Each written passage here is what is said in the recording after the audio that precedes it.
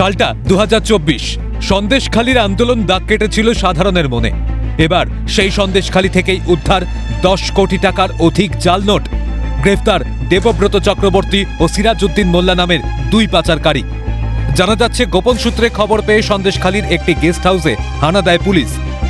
206 নম্বর room থেকে উদ্ধার বিপুল পরিমাণ জাল নোট। তদন্তের স্বার্থে পুলিশের সঙ্গে সব রকমভাবে সহযোগিতা করা হচ্ছে, জানিয়েছেন গেস্ট হাউসের মালিক। তারপরে হঠাৎ করে কয়েকটা খরিদ্দার কাস্টমার খেতে এসে বলছে যে তোমাদের এখান থেকে এত এত টাকা পাওয়া যাচ্ছে।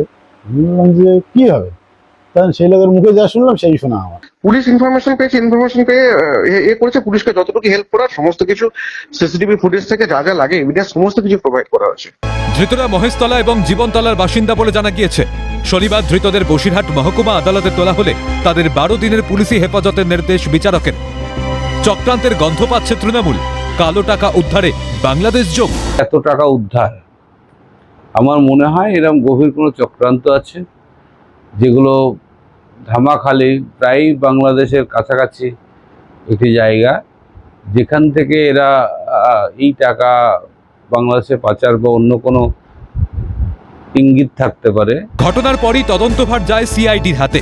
দায়িত্ব পাওয়ার পর শনিবার বিকেলেই সন্দেশখালী থানায় পৌঁছয় সিআইডির প্রতিনিধি দল। এখন পাহাড় প্রমাণ টাকার উৎস কি, কোথায় নিয়ে যাওয়া হচ্ছিল, কর্মকাণ্ডের সঙ্গে আরও কারা জড়িত, পূর্ণাঙ্গ তদন্ত করছে সন্দেশখালী থানার পুলিশ। ভোটমুখী বঙ্গে সন্দেশখালী থেকে টাকা উদ্ধার নিয়ে প্রশ্ন তো উঠবেই। শামীম মোল্লার রিপোর্ট, ক্যালকাটা নিউজ।